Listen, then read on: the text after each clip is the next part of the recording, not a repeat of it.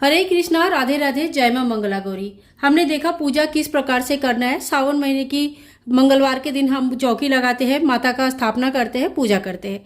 अब चौकी हमें कब उठानी है? तो चौकी हमें उठानी है अगले दिन, यानी कि बुधवार दिन सुबेरे। तो बुधवार दिन सुबह देखिए ऐसा सिचुएशन होता है। तो सबसे पहले मंगलवार रात को ही, जब जैसे ही आपने पूजा कर लिया है, तो पूजा करने के बाद ही आपको भोग प्रसाद तो तुरंत ही हटा लेना है। भोग प्रसाद को रात भर यहाँ नहीं रखनी है। तो भोग प्रसाद आप हटा लीजिए और घर के सभी मेंबर में बांट दीजिए और थोड़ा सा खुद भी ग्रहण कीजिए। बाकी जो सामग्री है भोग प्रसाद के अलावा, ये हमें बुधवार के सुबेरे हटानी है। तो ये जो दिया जिसमें हमने आरती किया था, ये जो फूल वगैरह है और दीपक जो है, इसको धो के हम दोबारा यूज कर लेंगे क्योंकि ये पीतल का दीपक है। और जो फूल वगैरह यूज किया है ये काफी सूख जाता है और दोबारा फूल जो है ना भगवान का पूजा का दोबारा यूज नहीं होती है। तो ये जो फूल है, पत्ते हैं, ये सारे को हम लोग इकट्ठा कर लेंगे, एक जगह कर लेंगे। और इनके जो है ना भूमि विसर्जन हो जाता है, जल विसर्जन भी आप कर सकते हैं, किसी भी नदी में आप इनको बहा सकते हैं। तो इस तरह से सारे फूल पत्ते जितने हैं उनको भी आप साफ धीरे धीरे सारा साफ कर लीजिएगा। तो देखिए सारे फूल पत्ते हमने हटा लिया। इसमें से जो आपका बेलपत्र है, बेलपत्र को आप दोबारा धोकर रख सकते हैं, दोबारा यूज कर सकते हैं। बेलपत्र बासी नहीं माना जाता है। बाकी सारे सामग्री जो है ये हमें विसर्जन कर देनी है, ठीक है। इसके बाद देखिए जल का जो लोटा है, ये जल का लोटा सूर्य भगवान को अर्घ्य दे देना है। और आप मॉर्निंग में जब भी नहा धो के पूजा करेंगे तो सूर्य भगवान को इसी जल से अर्घ्य दे देंगे। धूप बत्ती वगैरह ये सब साफ कर लेंगे और इनको दोबारा यूज कर सकते हैं हम लोग। मूंग के दाल जो हमने भगवान को चढ़ाया था, माता को चढ़ाया था, ये आप चिड़िया को डाल सकते हैं। और अगर ज्यादा परिमाण में चढ़ाया है तो फिर आप किसी को दान भी कर सकते हैं। इसके बाद देखिए ये जो सिलबट्टा है जो हमने बनाया था, इस सिलबट्टा और साथ साथ में ये जो दिया हमने प्रज्वलित किया था, चौमुखी दिया, ये दोनों को गाय को खिला दिया जाता है। और काफी देर से जलने की वजह से ये देखिए एकदम मतलब अच्छी तरह से पक जाती है और इस तरह से ये पूरा पका हुआ है। तो ये इसको गाय को खिला सकते हैं। आप चाहे तो ये सिंदूर वगैरह जो लगाया है इसको धोकर खिला सकते हैं, तो कोई दिक्कत नहीं। इसको गाय को या मछलियों को या चिड़िया को आप दे सकते हैं।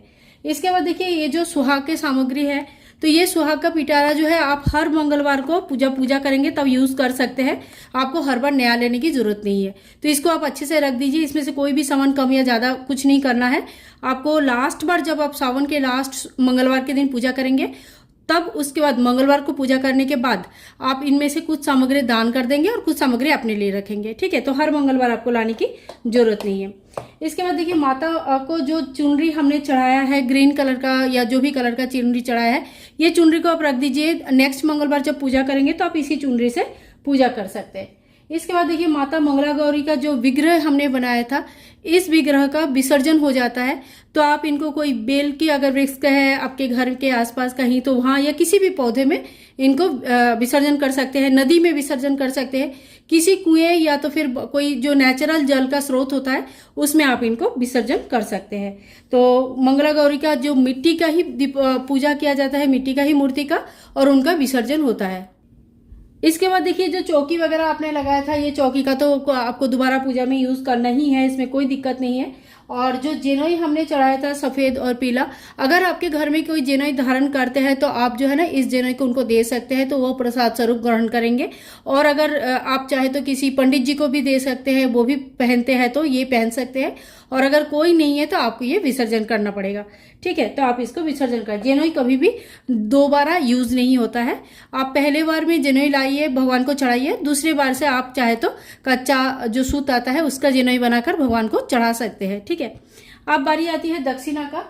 तो दक्षिणा जो है आप चाहे तो हर बार जितने दक्षिणा चढ़ाएंगे वो दक्षिणा हर बार आप किसी को दान कर सकते हैं, या तो हर मंगलवार जो दक्षिणा चढ़ाते हैं वो एक जगह इकट्ठा कर लीजिए। जब सावन खत्म हो जाता है तो ये जो दक्षिणा है ये आप इकट्ठा करके किसी को भी, जो जरूरतमंद व्यक्ति है, पुरोहित है, या तो फिर आपका जो भी मानधन है उनको आप दान कर सकते हैं। अच्छा, बहुत लोग पूछते हैं घर की मेड को दे सकते हैं क्या? तो हाँ, देखो कोशिश करना ब्राह्मण को दान करने के लिए। ब्राह्मण का दान सबसे अच्छा माना जाता है, पुरोहित, ब्राह्मण, पुजारी को।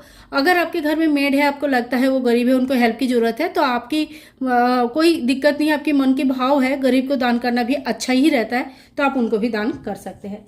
इसके बाद आती हूँ कलश में। तो देखिए कलश को जब जो है ना, कलश को थोड़ा सा जैसे ही होता है थोड़ा सा इस तरह से हिला दिया जाता है।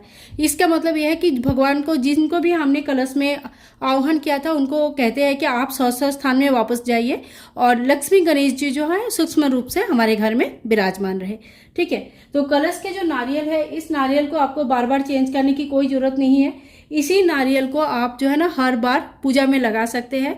और जिस बार आपका लास्ट मंगलवार होगा, मतलब सावन का जो लास्ट मंगलवार होगा एक महीने में, तो उसके बाद इस नारियल को आप पानी में बहा सकते हैं, नदी में, पौंड में, या तो आप भूमि विसर्जन कर सकते हैं, यानी कि मिट्टी में दबा दीजिए तो ये अपने आप पेड़ हो जाता है। तो ये इसको इस तरह से 4 बार आप यूज कर सकते हैं, या तो हर बार चाहे तो आप नया भी ला सकते हैं, या आपकी मर्जी है, कोई दिक्कत नहीं है। इसके बाद देखिए यहाँ पे जो चावल हमने रखा था, तो ये जो चावल है, ये चावल आप चिड़िया को दे सकते हैं। ज़्यादा परिमाण में अगर चावल अपने ऊपर और नीचे आसन लगाने के लिए रखा है तो वो चावल आप किसी को दान में भी दे सकते हैं। और ये जो लोटा है, लोटा में जो जल है, ये जल हमें पूरे घर में छिड़कना है, बाकी जो जल है वो पौधे में डाल सकते हैं। इस लोटे में जो हल्दी के गांठ, सुपारी, 1 रुपये का कॉइन है, ये तीनों चीज़ें आप सुखा के दोबारा यूज़ कर सकते हैं। इसमें जो फूल और लौंग, इलायची वगैरह है, फूल तो खाद बना देना, और जो लौंग, इलायची वगैरह है ये आप चाहे तो चाय में डाल के खा सकते हैं। ठीक है, तो ये हो गया हमारा कलश का। तो इसके बाद देखिए यहाँ पे जो चावल है, ये मैंने आपको बता दिया क्या करना है। थोड़ी सी चावल है तो चिड़िया को डाल दीजिए, और ज़्यादा अगर चावल है तो आप चाहे तो इस चावल को किसी को दान कर सकते हैं। इसके बाद माता गौरी और भगवान शिव जी के जो शिव परिवार का फोटो है, इनको आप अच्छी तरह से पोंछ लीजिए, साफ कर लीजिए और दोबारा पूजा के लिए रख लीजिए। सावन का महीना है, इसी फोटो में हम बाकी पूजा भी करेंगे, तो फिर आप इन फोटो, अगर आपकी मंदिर में रहते हैं तो मंदिर में रख लीजिए, और जहाँ पे भी आप रखना चाहते हैं कोई शुद्ध स्थान में रख लीजिए। और जो वस्त्र स्वरूप कलावा हमने चढ़ाया था, वो कलावा हमें विसर्जन करनी है, तो आप भूमि विसर्जन कर सकते हैं, या तो फिर आप पानी में बहा सकते हैं। ठीक है, और ये जो लाल कपड़ा है, ये लाल कपड़ों को आप धोकर दोबारा यूज कर सकते हैं। इसमें कुछ तेल वगैरह गिर सकता है, कुछ भी खाना सामान जो भी गिरा है, तो ये सारी चीजें दोबारा धो के साफ करके फिर यूज करनी है। तो इसी तरह से जो ना भगवान का जो मंगला गौरी का चौकी हटाया जाता है, सारे नियम आपको लोगों को बता दिया। आई होप आज की वीडियो आप लोगों को इन्फॉर्मेटिव लगी होगी। फ्रेंड्स, वीडियो अगर पसंद आई तो please like, share and comment, channel को सब्सक्राइब करके रखें। मां मंगला गौरी का व्रत कुमारी लड़की तथा सुहागन लेडीज़ कोई भी कर सकते हैं। माता का आशीर्वाद कोई भी प्राप्त कर सकते हैं। मिलूंगी नेक्स्ट वीडियो में, तब तक के लिए सभी लोगों को हरे कृष्णा, राधे राधे, जय मां मंगला गौरी।